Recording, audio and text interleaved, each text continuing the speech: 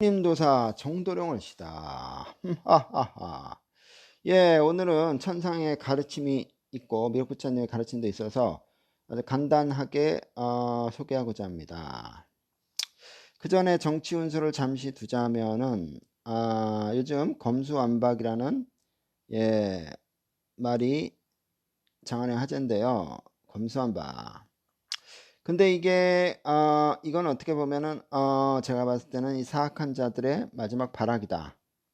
예, 마지막 발악이다. 예, 이렇게 볼 수가 있는데 저는 영적으로 봤을 때 이 검수왕박은 무조건 실패한다. 예, 실패할 것이고 그들의 뜻대로 되지도 않을 것이고 더 많은 손해를 볼 것이다. 예, 이렇게 저는 영적으로 보고 있습니다. 그 이유는 지금 조선에는 이렇게 동이 트고 있잖아요.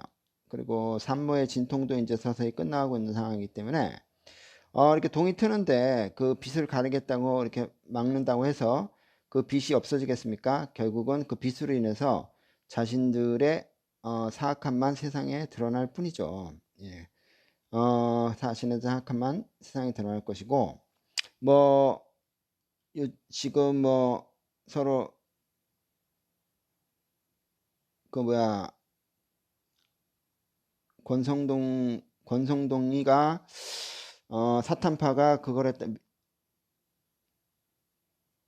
야합을 했다 그러잖아요. 야합을 했다. 근데 저는 뭐 일단 요 부분에 대해서는 저는 윤 씨가 대통령이 된다면 뭔가 수습을 하지 않겠느냐. 예, 그렇게 보여집니다. 뭐 윤 씨도 한통속이다. 뭐 국민의힘은 뭐 사탄파들이 장악을 했으니까 뭐 야합할 수도 있는데 윤 씨가 그래도 뭔가 수습을 하지 않겠느냐. 아직까지는 일단 윤 씨가 대통령이 돼서 되고 나서 좀 지켜봐야 된다. 예.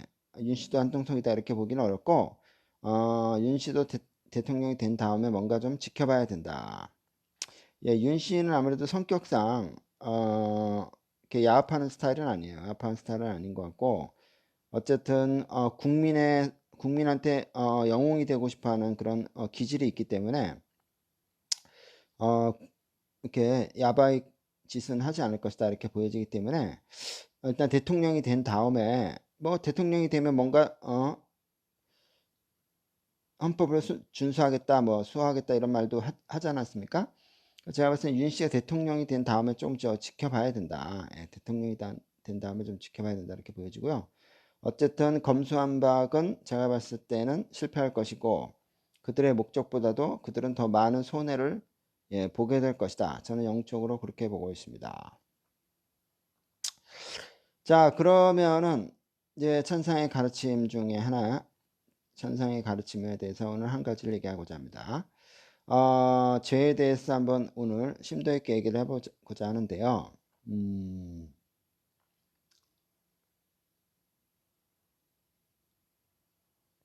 죄. 세상에는 마귀들이 이렇게 죄를 많이 깔아놨습니다. 또 그물을 많이 쳐놨죠. 그 이유는 이 불쌍한 중생들이 먹고 사는 것밖에 모르는 이 어리석은 중생들이 이 죄라는 똥이 묻고 또 그물에 걸리고 이렇게 되면은 어떤 현상이 일어나냐? 좋은 데를 가지 못해요. 좋은 데를. 좋은 데가 어디겠습니까? 바로 극락과 천국이 있죠. 그러니까 극락과 천국에 가지 못하게 하기 위해서 이 죄라는 똥을 사방팔방에 깔아놓은 겁니다. 그래서 이 똥에 묻고 그물에 걸리게 되면은 중생들은 극락과 천국에 갈 수가 없어요. 예, 마귀의 목적은 그거고 그래서 세상에 죄라는 걸 깔아놨죠. 그래서 일반 중생들은 이 죄라는 거에서 벗어나기가 참 어렵습니다. 특히 이 속세에서 죄라는 거에 벗어나기가 정말 어렵습니다. 그래 근데 이 죄라는 거를 사람들은 죄라는 거를 지면은 이 중생들이 얼마나 어리석냐면은 이 죄라는 거를 지게 되면은 나는 피해는 보지 않고 이득만 얻을 것이다. 이익만 얻을 수 있을 것이다. 예, 이런 생각을 가지고 죄라는 걸 많이 짓죠. 난 손해보는 거 없이 이익만 볼 것이다. 이런 망상에 빠져서 죄라는 걸 짓지만은 이 죄라는 걸 짓는 것이 결국은 정말 어리석고, 일단 어리석다. 그리고 철딱서니가 없다. 예, 이렇게 볼 수가 있습니다. 어리석고 철딱서니가 없다. 이렇게 볼 수 있어요. 죄를 짓는 사람은. 왜 그러냐면은 우리가 죄를 질 때, 난 죄를 짐으로써 큰 이익을 볼 거다. 피해는 안 보고 이익만 생길 것이다. 이런 마음으로 죄를 짓는 건데, 결코 그렇지가 않습니다. 이 죄라는 화살은 쏘게 되면요, 반드시 나한테 돌아오게 돼 있어요. 예, 반드시 돌아오게 돼 있습니다. 왜? 이 죄라는 걸 지면은요, 이승에서 뭐 벌을 받지 않는다면, 처벌을 받지 않는다 해도 저승에 가서 반드시 예, 그 대가를 치르게 돼 있습니다. 대가. 그렇기 때문에, 왜냐면은 이 인간이 하는 모든 행동은 다 저승에 기록이 돼요. 기록. 영상으로도 기록되고, 예, 기록이 되기 때문에 우리가 어떤 죄를 졌는지 다 하늘은 알고 있습니다. 일거주일투족을 다 기록이 되기 때문에 우리가 어떤 죄를 졌는지 다 알아요. 그러니까 이승에서 운 좋게 처벌을 받지 않았다고 해도 결국 그 죄라는 거는 저승 가면 결국은 다 처벌을 받게 돼 있습니다. 예, 그래서 뭐 다음 생에 뭐 안 좋게 안 좋은 걸 받는다든지, 예, 그렇게 결과가 오는 것이기 때문에 결국은 결국은 이 죄라는 화살을 쏘게 되면요, 이것이 돌아서 결국은 다시 나한테 온다.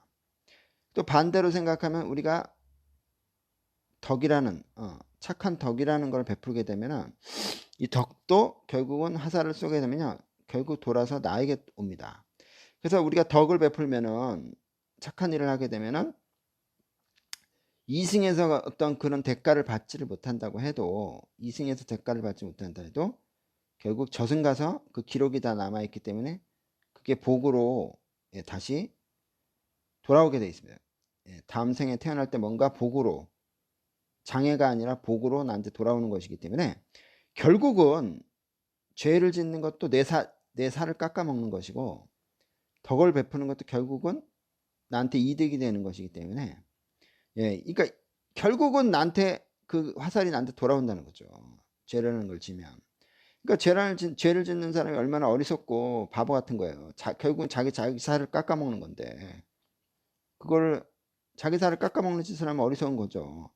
또 덕을 베푸는 사람은 결국 그 화살이 자기한테 오기 때문에 이 사람은 참 현명하다, 이렇게 볼 수가 있습니다.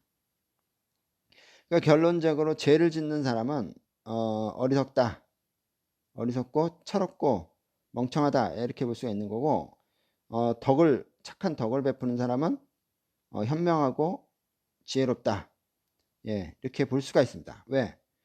결국 그 화살이 자기한테 돌아오는 거니까 결국은 돌아오게 돼 있어.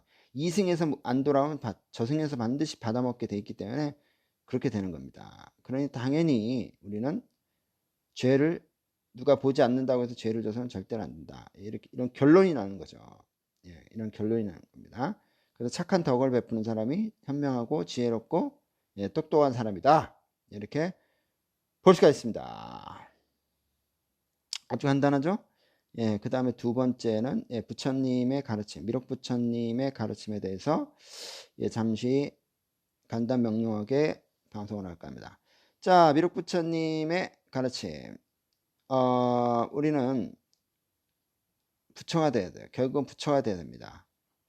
근데, 왜냐면 이게 코스예요, 코스. 부처라는 게 보살, 다음에 부처잖아요.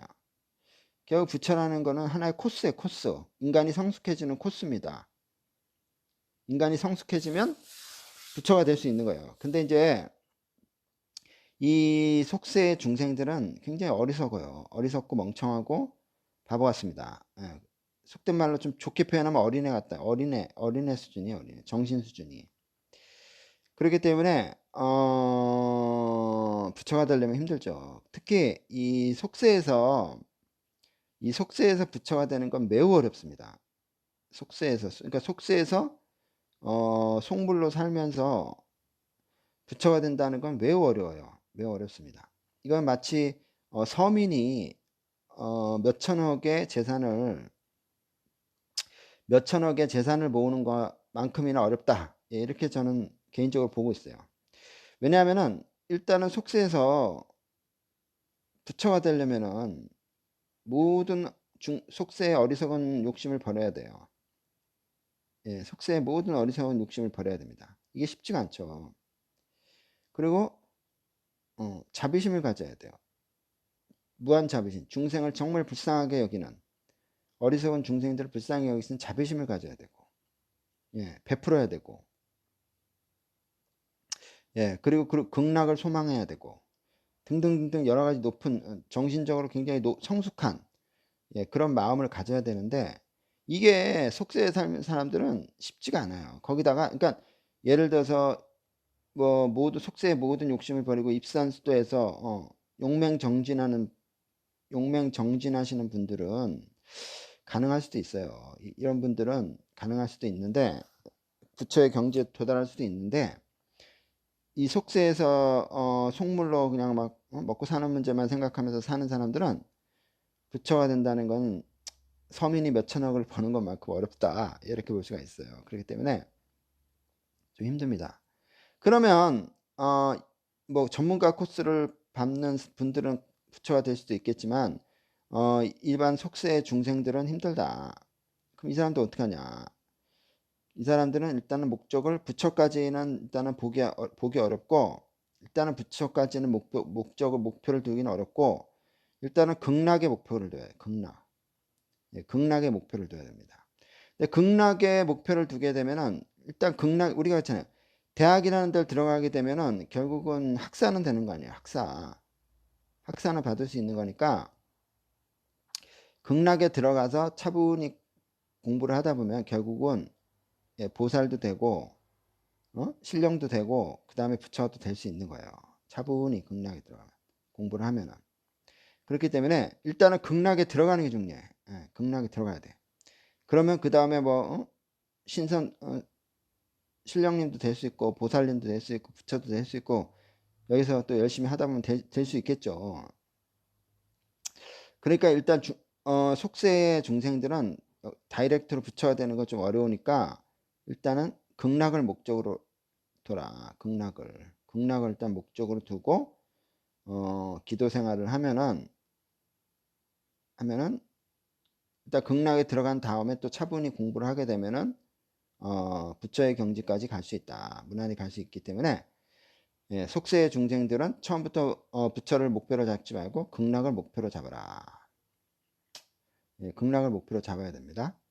그 극락에 가는 거는 미륵 부처님한테 매일 열심히 기도하면서 업장소멸 하면 돼요. 업장소멸. 죄 안 짓고, 죄하고는 인연을 끊고 업장소멸 기도를 꾸준히 하게 되면은 무난히 극락에 들어갈 수가 있습니다.